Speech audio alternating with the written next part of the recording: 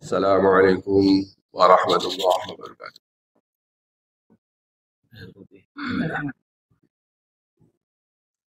إن الحمد لله نحمده ونستعينه ونستغفره ونستهديه ونتوب إليه ونؤمن به ونتوكل عليه ونعوذ بالله من شرور أنفسنا وسيئات أعمالنا من يهده الله فلا مضل له ومن يضلل فلا هادي له أشهد أن لا إله إلا الله وحده لا شريك له وأشهد أن سيدنا ونبينا محمدا عبده ورسوله اللهم صل وسلم وبارك على سيدنا محمد وعلى آله وصحبه أجمعين سبحانك لا علم لنا إلا ما علمتنا إنك أنت العليم الحكيم أما بعد Bapak-bapak, ibu-ibu, jamaah subuh rahimakumullah. Alhamdulillah hari ini saya bisa bertemu kembali di majelis yang mulia ini setelah libur agak lama.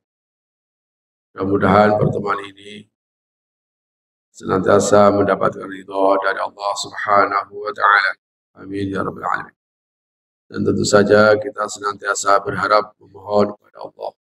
Semoga apa yang kita bahas, apa yang kita bicarakan, Allah berkenan menganugerahi kepada kita ilmu yang manfaat. Semoga Allah membuka pikiran dan qalbu kita dan diberikan kekuatan untuk selalu bisa mengikuti yang benar, untuk selalu bisa melaksanakan yang benar. Amin ya Rabbal Alamin. Jamaah sekalian rahimakumullah, pada pertemuan hari ini kita akan melanjutkan pembahasan tafsir di surah Ali Imran ayat 10.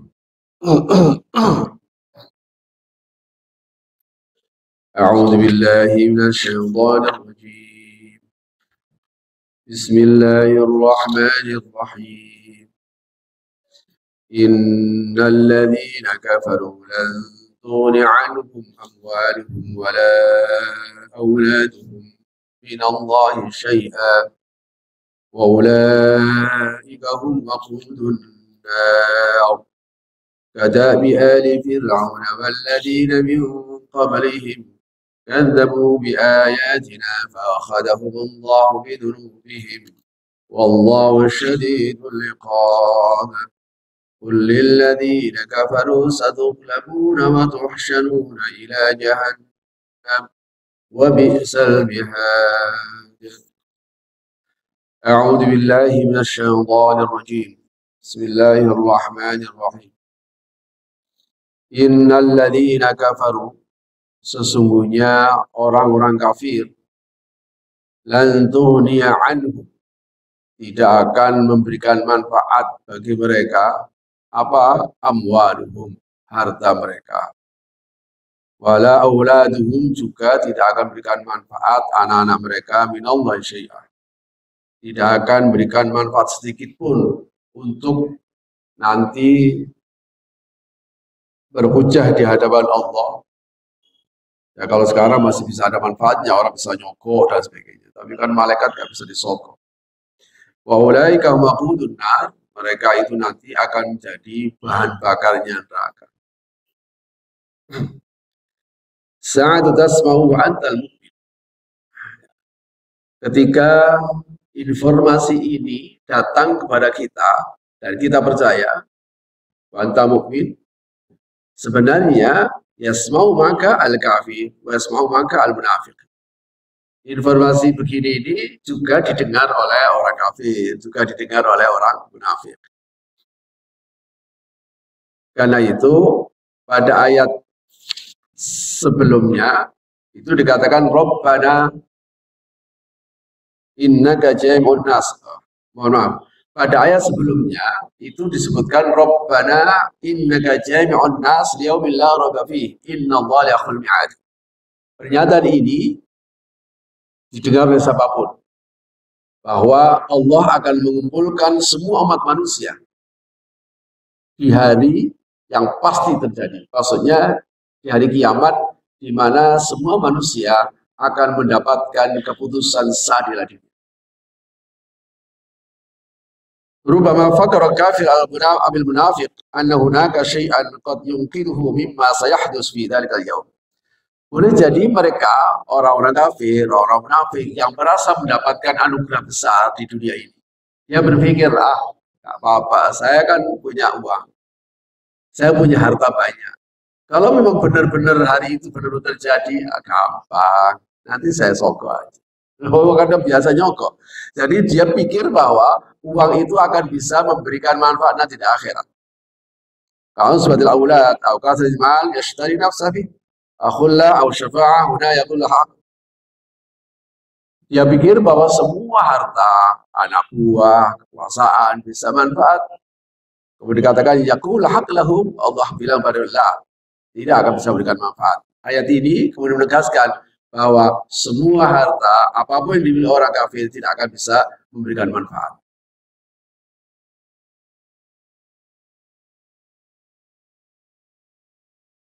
Ya. Wafil lughah yuqal, di dalam sebuah bahasa dikatakan begini. Maksudnya begini, kenapa informasi ini penting bagi kita? Supaya kita tidak terlena oleh harta yang dianugerahkan kepada kita. Jangan sampai kita orang mukmin menganggap harta itu penting di dunia ini. Yang pentingnya harta di dunia ini itu adalah untuk menyelamatkan kita di akhirat. Kalau kita menganggap harta itu penting, kekuasaan penting di dunia ini untuk masa depan di dunia ini, maka sesungguhnya cara berpikir kita sama dengan orang kafir. Makanya melalui ayat ini, kita jangan sampai bahwa bergeraknya kita mau mengamalkan ilmu karena kita ingin dapat harta. Kita mau melakukan ini supaya kita dapat ini. Kita mau bekerja dengan orang, jangan sampai ketika kita membangun sebuah hubungan kerjasama itu dengan pertimbangan kita bisa dapat untung besar. Tidak harus begitu. Sejauh mana kita bisa memberikan manfaat besar. Nah, cara berpikir begini, makanya oleh ayat ini dikatakan bahwa orang kafir itu akan tertipu oleh pikirannya sendiri. Dipikir kalau dia punya uang banyak, harta yang banyak, dia akan bisa memberikan manfaat di sana. Tidak. Yang bisa memberikan manfaat di sana adalah iman kita. Kalau begitu Bapak dan Ibu, kita harus senantiasa merasa mulia dan merasa bahagia, merasa bersyukur karena kita ditakdirkan oleh Allah menjadi seorang muslim. Maka kenangan yang terbaik bagi seorang muslim adalah ketika Bapak dan Ibu bisa sujud kepada Allah Subhanahu. Kenangan yang terbaik nanti yang akan Bapak Ibu syukuri adalah ketika Bapak Ibu bisa menggunakan harta ini untuk akhirat. Nah, ini pentingnya informasi ini bagi kita. Kalau begitu, harus ada pemaknaan ulang tentang apa yang kemudian kita sebut al-ghina. Ada syai' la yughni fulan. Misalnya istighna. Orang itu merasa cukup itu. Merasa cukup dengan sesuatu atau merasa cukup dari sesuatu. Nah, gitu. Makanya dalam istilah bahasa ada istighna bi, ada istighnaan. Ketika dikatakan fulan merasa cukup dari sesuatu, berarti tidak butuh sesuatu itu. Ya. Ai annahu yadillu muhtajan ila ghairi. Misalnya ini, kamu gimana? Nah. Ana ghaniyun an hada. Aghna an hada. Saya nggak butuh ini. Berarti saya butuh kepada yang lain ini. Karena itu jamaah sekalian, Islam mengajarkan bahwa kita ini harus selalu merasa cukup. Tapi merasa cukup di dalam bahasa Arab itu ada istighna bihi, ada istighna anhu. Itu kedalaman bahasa Arab itu. Apakah ada orang merasa cukup dengan? Kalau merasa cukup dengan, maka yang terjadi adalah dia akan kemudian muncul menjadi orang yang serakah. Akhirnya apa? Menganggap penting kalau punya uang banyak. Tapi kenapa? Karena istighna bihi. Dengan begitu dia kemudian bisa hidup mewah dan sebagainya. Kalau sudah cara berpikir dan mentalitas seperti begini, sebanyak apapun harta dimiliki orang muslim, tidak akan berikan manfaat pada siapapun. Kenapa? Karena istighnanya bihi. Tapi harusnya istighna anhu. Saya nggak butuh ini. Kok bapak ibu punya mental nggak butuh, kok bapak punya, maka yang bapak punya ini, yang ibu punya akan bisa memberikan manfaat bagi banyak orang. Makanya kalau saya dianugerahi ilmu, kemudian saya punya mental istighna anhu, maka saya tidak perlu gunakan harta saya itu untuk memperkaya diri saya.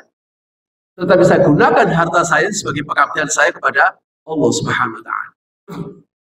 Makanya saya di mana-mana saya sampaikan bahwa ketika ilmu yang dititipkan oleh Allah kepada bapak dan ibu, dengan ilmu itu bapak bisa mendapatkan harta, dengan ilmu itu bapak bisa mendapatkan kekayaan, maka bapak punya kewajiban untuk menyalurkan harta ini, mendermakan harta ini dari ibu bapak.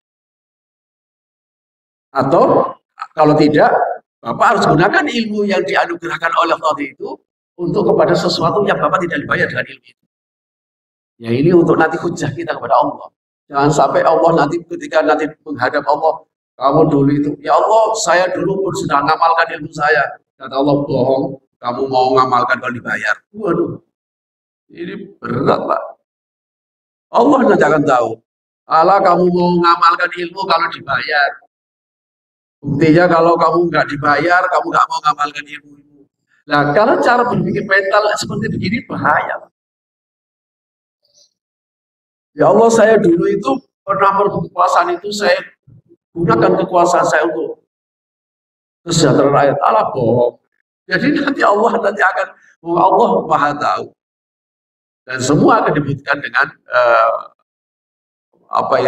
semua akan bicara. Tangan kita bicara, kaki kita akan menjadi saksi, kulit-kulit kita akan menjadi saksi. Makanya ayat ini menjadi penting bagi pikiran kita untuk memberikan sebuah pemahaman yang benar bahwa kaya itu bukan memiliki, kaya itu menjadi tak butuh. Inilah Rasulullah memberikan li'annal ghina wa alla tahtaji ilal ghair. Itu namanya orang kaya. Orang kaya itu adalah ketika kamu nggak butuh kepada itu, namanya kaya. Makanya inilah yang diberikan definisi oleh Rasulullah SAW. Ketika ditanya, menurut kamu kaya itu apa? Ya kaya itu, menurut kalian kaya itu apa? Ya, kaya itu begini, punya ini, punya itu, punya ini, punya itu. Loh, definisi kaya seperti begini, itu sudah sangat lumrah. Tapi kalau ini kemudian dibenarkan, maka jangan salahkan bahwa kemudian anak-anak kita itu menjadi tidak peduli sama orang. Jangan salahkan kepada banyak orang muslim yang kaya tapi dia nggak peduli sama orang. Kecuali kalau kemudian harus ada gempa dulu, baru ada sedekah bareng. Misalnya apa sajalah. Di sini kemudian Rasulullah memberikan definisi. Laisal ghina an kathratil a'rab, walakinnal ghina ghina nafsi. Bukanlah orang kaya itu karena banyak harta. Walakinnal ghina ghina nafsi. Akan tetapi orang kaya itu adalah orang yang kaya hati. Hatinya puas. Nah, kalau puas itu ya udah, saya sudah cukup ini. Nah, orang yang cukup seperti begini karena itu prinsip kerja kita itu bukan untuk mencukupkan diri kita. Saya ulangi, prinsip bekerja kita itu bukan udahlah saya udah cukup tak begini. Prinsip bekerja kita, ya Allah, saya mudah-mudahan bisa bantu orang lain. Itu prinsip kerjanya. Ajarkan kepada anak-anak kita bahwa kamu mumpung masih muda, kamu punya kesempatan untuk kerja keras, kamu kerja keras supaya kamu bisa punya duit banyak. Kalau kamu punya duit banyak, kamu punya kesempatan besar untuk bisa membantu banyak orang. Itu harus diarahkan ke sana. Tapi kan kadang enggak orang tua itu. Nah, kamu itu harus kerja keras supaya kamu hidupmu lebih enak daripada bapak. Ya Allah. Kalau seperti begini mah nggak usah diajarin. Kalau bapaknya kaya pasti ingin seperti bapaknya. Kalau bapaknya nggak kaya, dia tetap ingin kaya seperti tetangga bapaknya.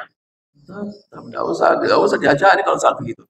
Tapi prinsip yang benar bahwa kemudian orang kaya itu bukan astighna bihi, bukan karena dia punya, tapi istighna'anku, tapi dia nggak butuh.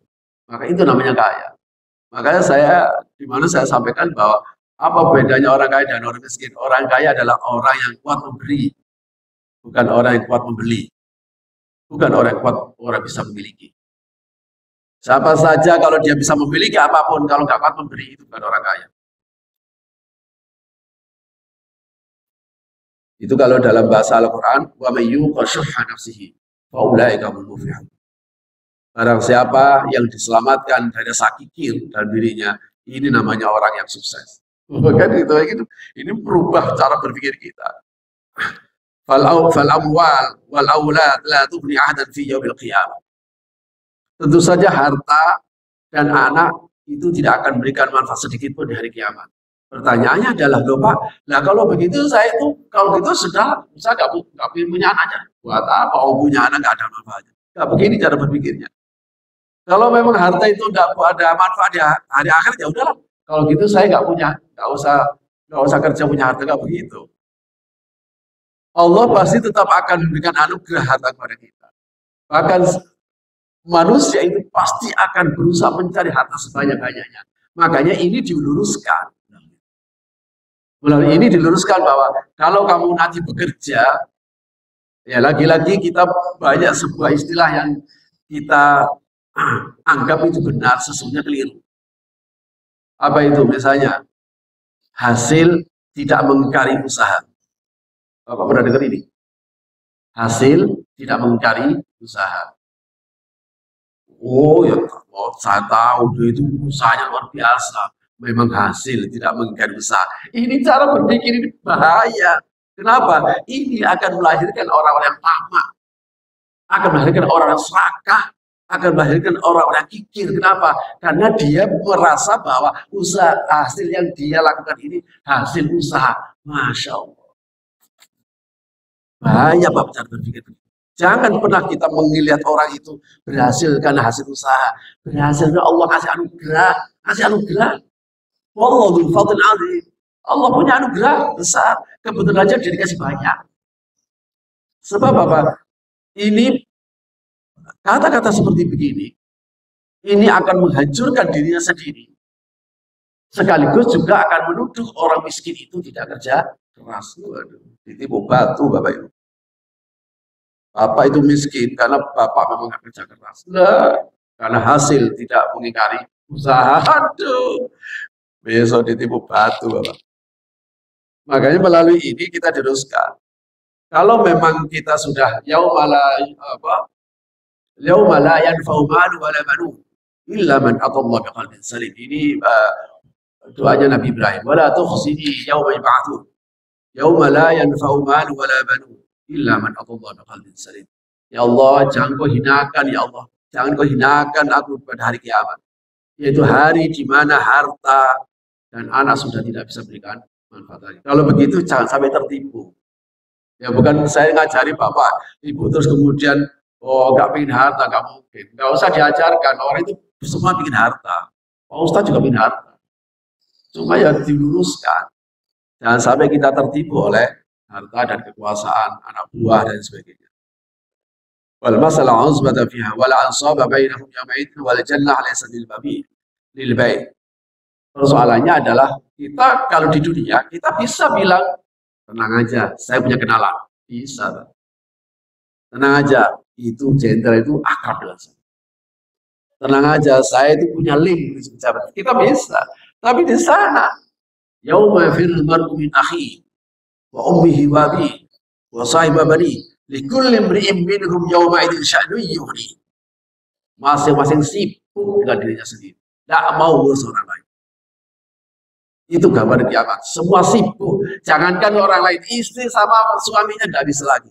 Anak sama bapaknya enggak bisa. Semua lari kontak-kontak. Kenapa?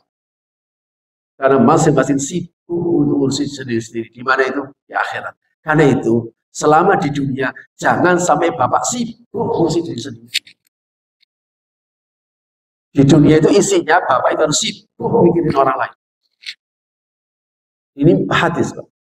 Man naffasa an mu'minin kurbatan min kurbi dunya naffasa anhu kurbatan min kurbi yaumil qiyamah. Kalau orang itu sibuk ngurusi pikir gimana ya Allah. Makanya semangat ini harus ditanamkan. Nah, kamu harus kerja keras. Supaya nanti kalau kamu itu Allah berikan anugerah harta yang banyak, maka kamu bisa bantu adik, bisa bantu saudaramu, bisa bantu sepupu, bisa bantu temanmu. Ada sekian banyak bisa kamu bantu. Kalau seandainya kamu harus punya ilmu, dengan ilmu itu akan bisa manfaat bagi banyak orang. Pokoknya jangan pernah kemudian kita dan anak kita sentuhkan secara real dengan persoalan dunia. Ini Nabi serius mengajarkan doa kayak begini. Dan doanya spesifik, Pak. Doanya ini panjang. Allahumma qasim lana min khasyatik. Doanya panjang. Salah satu materi doanya itu, wala taj'alid dunya akbar hammina wala mablagha ilmina. Ini doa ini, saya ketika membaca doa ini saya kira-kira ya Allah, Rasulullah itu loh. Nah, jadi doa yang spesifik banget.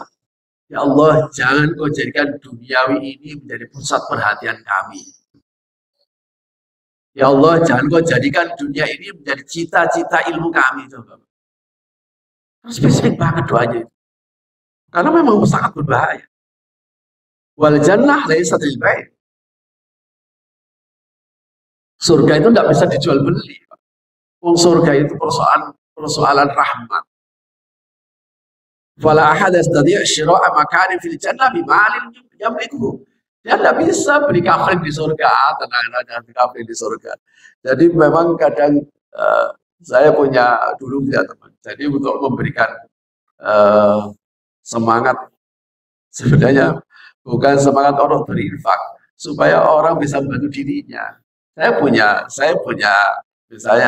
pesantren dan kemudian saya bangun. Kemudian saya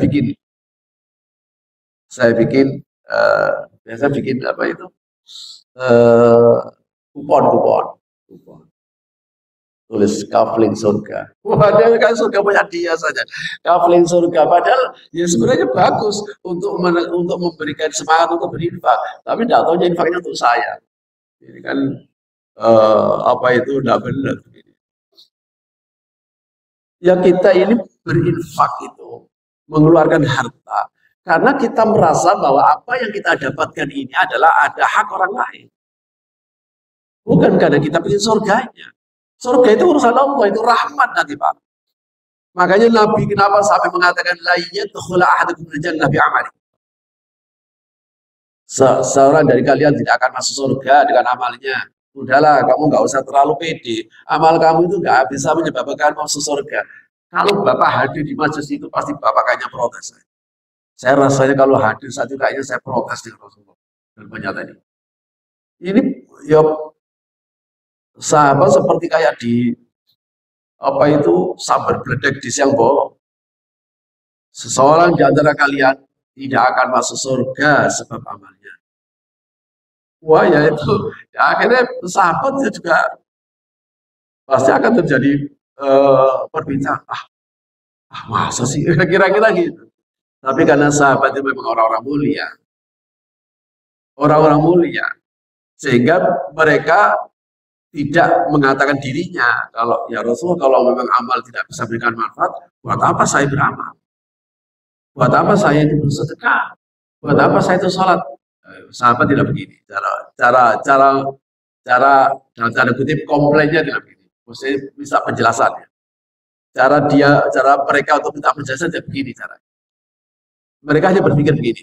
Kalau Rasul mengatakan bahwa salah seorang dari kalian tidak akan bisa masuk surga sebab amal. Sahabatnya berpikir, nah Rasulullah kan juga termasuk. Maksudnya Rasulullah kan juga termasuk salah satu dari kalian. Makanya sahabat bertanya, wala anta ya Rasulullah. Apakah amal ibadah Anda, amal Anda juga tidak akan bisa menyebabkan Anda masuk surga? Rasulullah karena memang orang mulia. Wala ana, iya. Amalku itu loh juga tidak bisa menyebabkan aku masuk surga. Wah, selesai Pak kalau seperti itu. Illa ayyadaghammadani Allah birahmatin min wa kecuali Allah telah melingkupi aku dengan rahmat dan anugerahnya. Kalau sudah seperti begitu, maka semua potensi yang kita miliki itu semata-mata ingin mendapatkan rahmat Allah, ridhonya Allah, rahmat Allah, ridhonya Allah. Kalau memang bahwa surga itu adalah sebagai wujud rahmat Allah yang terbesar nantinya dapat orang mukmin. Kalau memang surga itu adalah bentuk keridhaan Allah yang diwujudkan di surga. Pertanyaannya, surga sudah ada tidak? Bapak Ibu tidak usah repot-repot. Surga ada atau tidak itu tidak penting. Tapi yang terpenting adalah ridho Allah pasti tetap ada. Kita untuk mendapatkan, kalau memang surga itu ada bentuk ridhonya Allah, maka kita tidak perlu harus mati dulu. Kenapa? Karena ridhonya Allah itu akan terus ada selamanya dia ada. Kalau begitu Bapak dan Ibu, di dunia ini kita butuh surga. Butuh surga itu tidak seperti yang kita bayangkan bahwa dengan kenikmatan. Kalau memang orang mukmin butuh surga di dunia, maka surganya orang mukmin itu adalah ridhonya Allah Subhanahu wa taala. Inilah yang dikritik oleh Al-Quran di dalam surah Muhammad. Dzalika bi'anna muttaba'u ma askhadallah wa qadhiru ridwan. Kenapa mereka itu kenapa matinya kalau sampai dibikin bulan-bulanan sama malaikat? Dzalika bi'anna muttaba'u ma askhadallah wa qadhiru ridwan. Dulu di dunia itu dia sukanya melakukan perbuatan yang justru melahirkan murkanya Allah. Sebaliknya, hal-hal yang diridhoi oleh Allah justru mereka benci dan dia tinggalkan. Bapak dan Ibu, sialnya saya gunakan kata yang agak spesifik saja. Sialnya, hal-hal yang diridhoi oleh Allah itu seringkali tidak matching dengan hawa nafsu kita.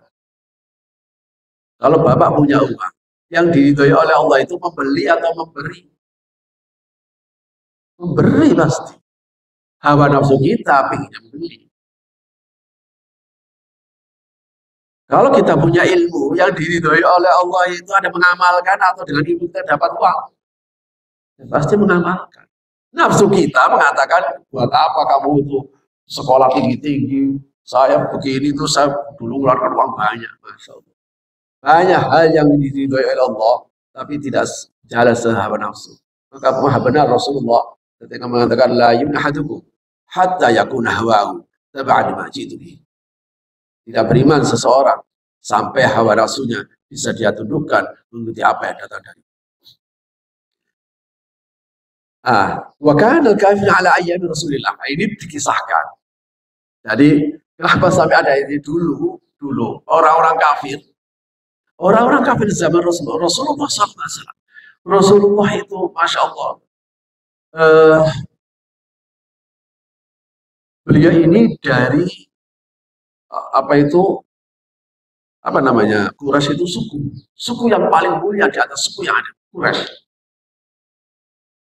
Makanya musuh besarnya Rasulullah saat itu orang Quraisy, karena saya Quraisy gak akan berani. Musuh besarnya, makanya setiap kata-kata kafir dalam Al-Quran itu selalu munculnya kafir Quraisy, kafir Quraisy, kafir Quraisy. Karena suku-suku yang lain gak akan berani melawan Quraisy. Nah, kafir-kafir Quraisy tadi itu. Nah, Rasulullah di suku Quraisy itu, beliau ini adalah secara ekonomi ya, secara ekonomi beliau ini miskin. Ini sejarah. Miskinnya Rasulullah itu sebenarnya bukan karena Allah mentakdirkan, karena miskinnya Rasul itu pilih. Beliau itu milih tidak punya. Padahal beliau itu pemegang kunci dunia. Dunia itu diciptakan oleh Allah, harus mengikuti apa yang diucapkan Rasul. Makanya kenapa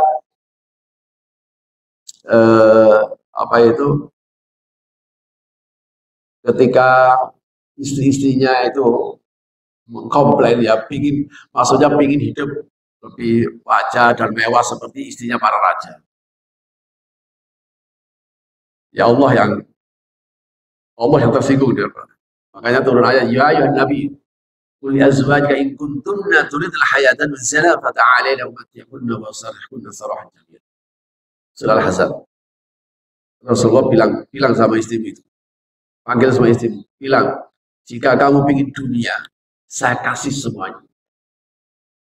Allah yang bilang gitu. Uhud itu bikin emas jadi emas. Tapi habis itu ceraikan mereka. Jadi Rasulullah tampak di mata mereka, orang kafir itu memang miskin. Sementara mereka kaya. Makanya ketika Rasulullah mengajarkan bahwa tentang hidup akhirat, Yaquluna dzalikal qaul asyad yaqulun. Dia ngomong begini ucapannya. Madam Allah qad a'tana amwalan wa fid dunya fala budda yu'tina fil akhirah ma huwa afdalu min dzalik. Muhammad, yakin saya bahasakan orang kafir ya. Orang kafir nggak mungkin man Rasulullah. Muhammad, kamu tahu nggak? Paman-pamannya yang memang udah tokoh-tokoh kafir Quraisy. Kamu tahu nggak? Kalau memang Tuhan ngasih saya itu harta dan anak buah yang banyak di dunia ini artinya saya itu memang mulia. Kalau begitu pasti Tuhan juga akan memberi aku di akhir nanti lebih baik dari ini. Kalau memang Allah itu memberikan saya harta yang banyak dan anak buah yang kuat, anak-anak yang banyak sehingga saya bisa mulia, pasti Allah juga akan ngasih saya nanti di akhir.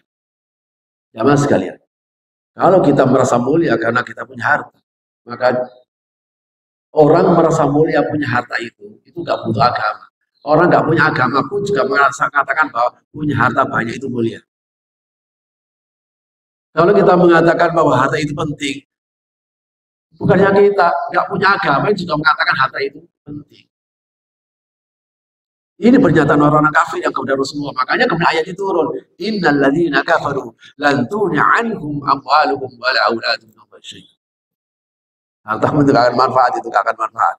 Kalau memang kamu nanti bahwa harta itu hanya untuk sesaat, untuk bermewah-mewah. Makanya yang patut kita kasihani itu justru orang yang dikaruniai harta, tapi dia hanya menunjukkan kemewahan-kemewahan saja. Waduh, kasihan orang kayak begitu. Kenapa? Itu hisabnya berat. Makanya Abdurrahman bin Auf, kita kenal Abdurrahman bin Auf. Itu kalau sudah datang kafilah dagangnya horeg, Pak. Itu gambarannya itu. Ribuan onta dengan membak muatan horeg negeri kota Madinah. Kalau udah kafilah dagangnya Abdurrahman bin Auf itu datang. Tapi bukan itunya beliau dimuliakan, bukan itunya beliau dipuji, tapi beliau dipuji karena kedermawanan. Nggak tanggung-tanggung. Itu pun masih nangis, sering nangis, padahal itu nangis karena dia hartanya banyak. Ya Allah, aduh, saya kalau baca begini itu saya rasanya nggak ada artinya apa-apa. Beliau itu nangis karena hartanya banyak. Balikan banget sama saya, nangis karena nggak punya harta. Padahal dia itu hartanya tidak untuk diri. Kalau sedekah itu tidak masuk akal. Sedekah itu bisa sampai puluhan miliar. Ini saya tabung semuanya. Gitu. Ini kuda perang, 100 kuda perang, semua perlengkapan. Nah, kalau 100 itu kemudian nilainya adalah 4 M, kan bisa 400 M ini bilang semua. Dan itu berkali-kali. Makanya Rasulullah itu ya bercanda sebenarnya, bercanda itu Abdurrahman bin Auf ini nanti ke surganya terakhir. Ini sahabatku yang terakhir terlambat ini. Kenapa? Ya karena memang kalau semakin banyak harta kan hisabnya semakin berat. Hisabnya semakin berat. Padahal itu orang yang sangat dermawan. Nah, kata-kata inilah walidzalika yaqulullahu lahu. Karena mereka sering mengatakan, kamu itu, kalau kamu sekarang saja Tuhan